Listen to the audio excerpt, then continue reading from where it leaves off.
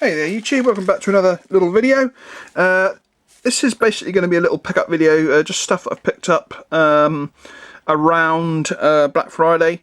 The first item I'm going to show you I actually got about a week before Black Friday, and this was from Warlord, Baron Laray's Flying Ambulance. I picked this up because I had a £5 voucher.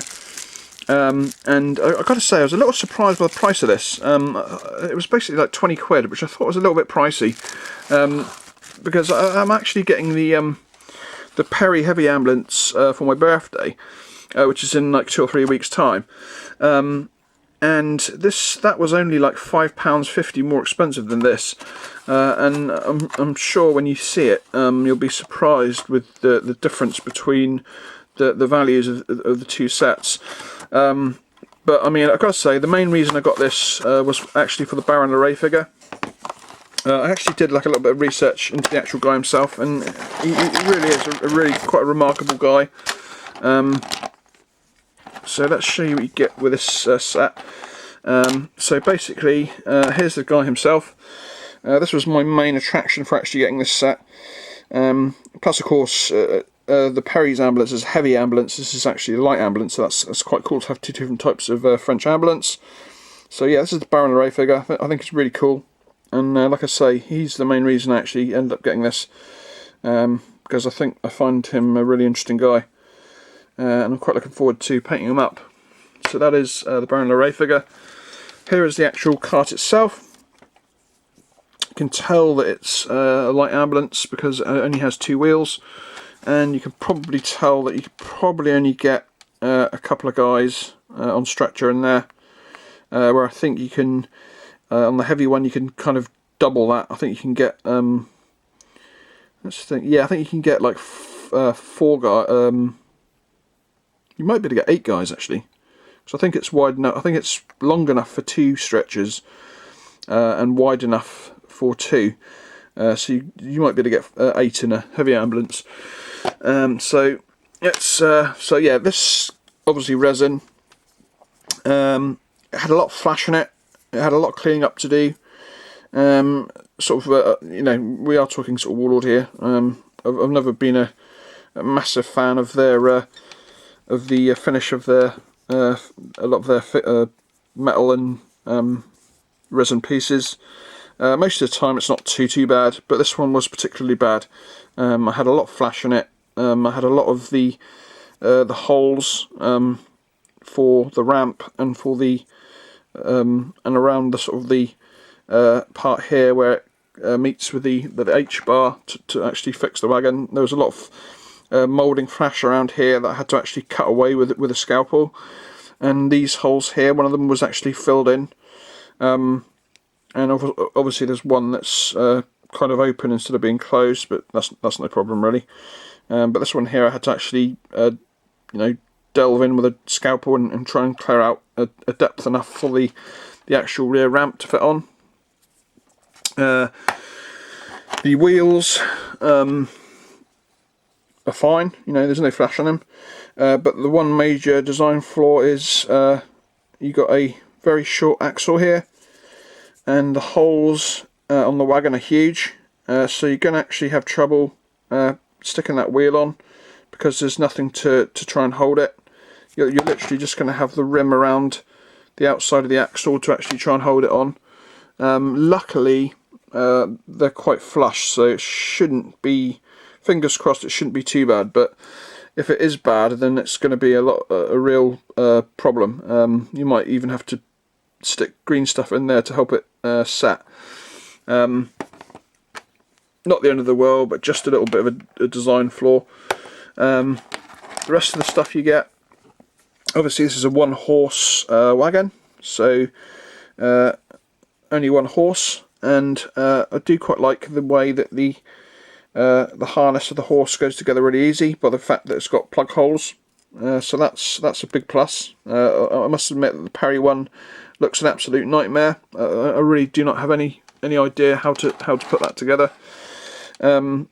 I have actually got it behind me, but obviously I'm saving it for my birthday. All I did was just open it up to check that the resin wasn't mismolded. I wasn't really too worried about the figures, but always with resin, you always got to be a little bit careful about you know, checking something if you're not going to open it for weeks and weeks. So that is one of the big pluses of this particular set, is the actual the cart itself is actually quite easy to put together, which is a little bit of a surprise for Warlord, because they're not known for their ease of metal kits and resin kits of putting them together. Obviously, you get the orderly, or the rider of the cart. Then we have, obviously that's the rear ramp, and then you get basically a wounded guy on a stretcher. He's actually quite a cool figure, and a doctor. I presume he's a doctor because he doesn't look like an orderly, treating his wounds. And you also do actually get a little medical locker and a bowl of water, which is obviously is obviously going to be nice and mixed with blood, as he's trying to apply some pressure to this guy's wounds. And that is that set. So, you know, it's I always, you know, I suppose you could say that I'm maybe not the greatest fan of Warlord stuff, but I do actually like this model. I think it's a nice model. I think I particularly like the Baron Larray figure. I'd say my biggest criticism of it is the price. I think it's do think it's overpriced. 20 quid. I think it should be 15 myself. So that is the first thing that I picked up, and I did check during the Black Friday sales, and I think they did like a buy 3 blisters and get the cheapest one free over the weekend. Which, to tell you the truth, I don't think I could actually find 3 things or 4 things. Well, 3 things from the Warlord site that I particularly want to buy. I suppose the French Engineers pack possibly, but that's probably about it. So that really wouldn't have been any use to me, that particular offer. Yeah, at least I managed to get it for the straight up £20 and not have to pay a £5 postage because of my voucher. Okay, so that's the first thing that I got, and that was actually before Black Friday. Now, my biggest Black Friday deal is actually to do with Dead Man's Hand. I was just looking at the different gangs on, I think it was on the Friday before Black Friday. Was it? No, I think it was actually a little bit earlier than that. I think it was like the Wednesday or the Thursday.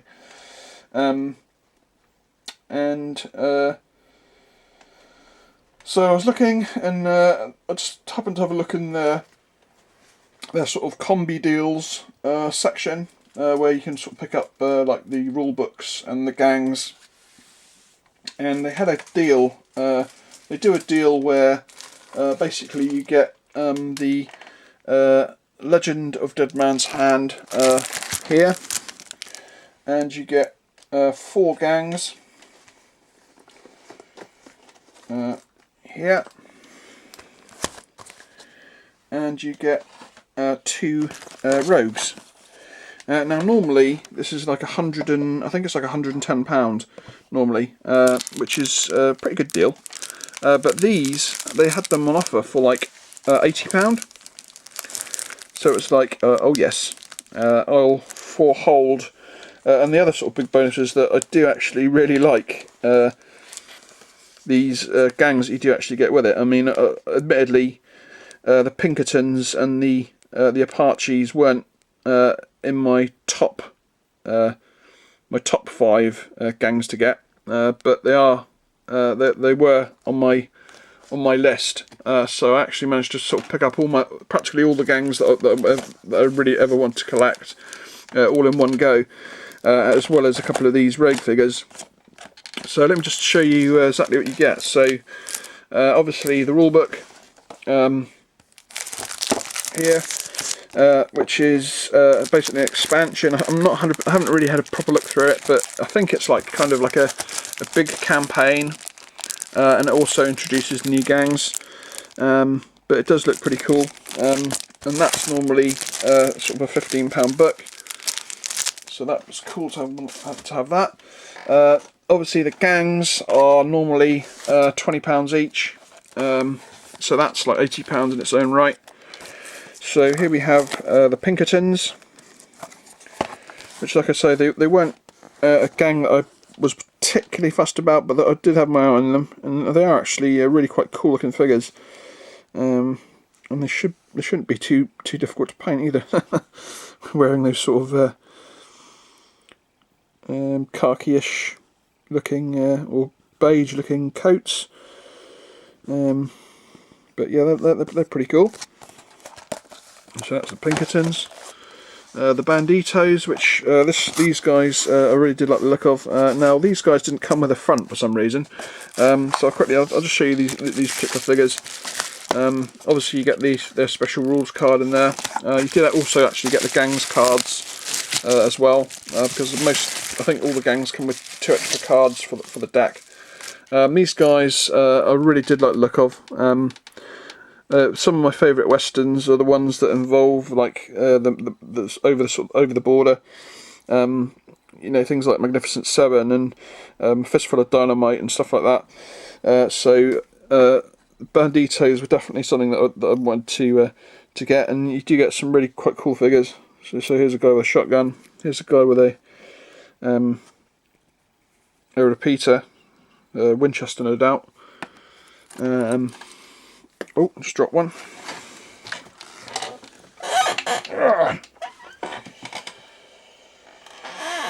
Here's a guy ready to draw.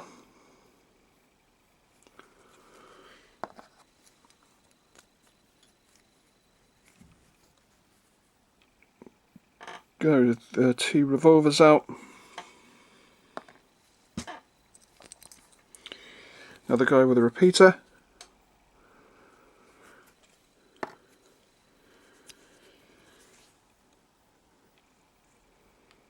Another guy. Obviously these guys have got the classic Bandito bandoliers of bullets and stuff, which is a classic. And finally my favourite figure is this female figure here actually. I think she's really cool.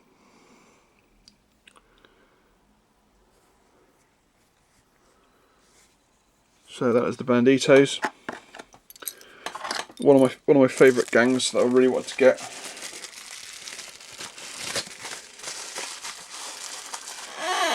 So that is the Banditos.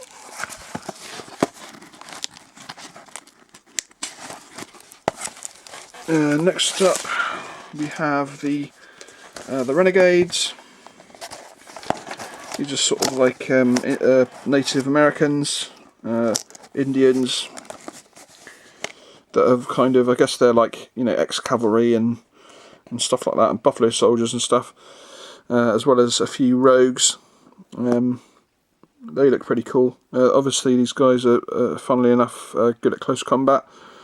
But I must admit I wasn't particularly impressed with these guys when I was just perusing through the gangs casually, but when you actually get them in hand, they're actually really quite cool figures. So I'll probably quite enjoy painting these guys when I get around to it. By the way, there's no plans to actually start these guys for a while.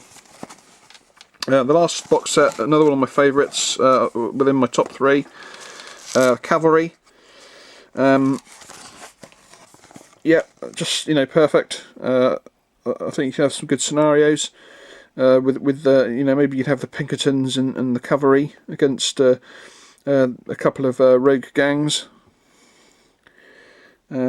Strangely enough, if you look at the these particular figures are actually North Star miniatures, which I found quite funny. So that's the Cavalry, and then finally you got 2 rogues. I was actually looking at the rogues, and there are certainly a couple that I wouldn't mind picking up at some point.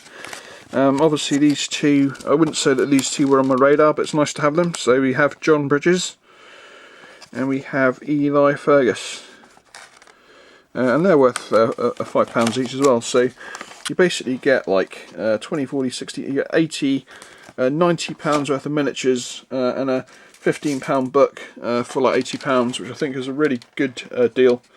And you know, even though I've got no plans to do these guys yet, and they probably won't get done until probably well into next year, it's nice to have them, and they will definitely get used. They're not you know, I think the game itself is perfectly suited to me with my solo play, and all I have to do is just build up some buildings and stuff. And like I say, I'm not planning on building up a huge like Western town, but more of a sort of like I was thinking more of a sort of perhaps a town under construction, utilising the two tented buildings you can get, maybe a couple of ruined buildings, and some of the under construction buildings. Now the last thing I picked up is more of a booklet. I actually got this from Warlord on the I think I ordered it on the Saturday, I think.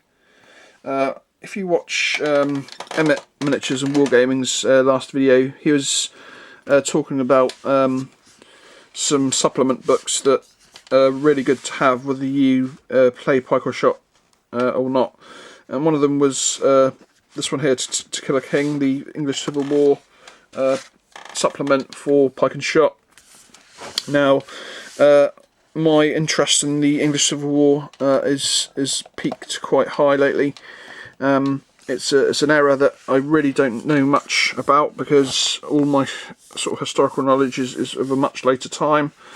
But I've got one book that I've read, and I think this will be very handy for more of a unit type view of the era, as well as obviously this has got some really nice historical stuff in it as well, especially about all the various commanders and stuff.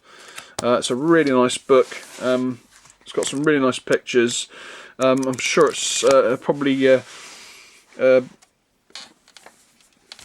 try and drug me into changing my plans, because originally I was sort of planning on doing these guys in 6mm, but there's such beautiful pictures and stuff in here that you got to be careful that it doesn't tempt me into starting a 28, because I really haven't got the storage space for a 28mm,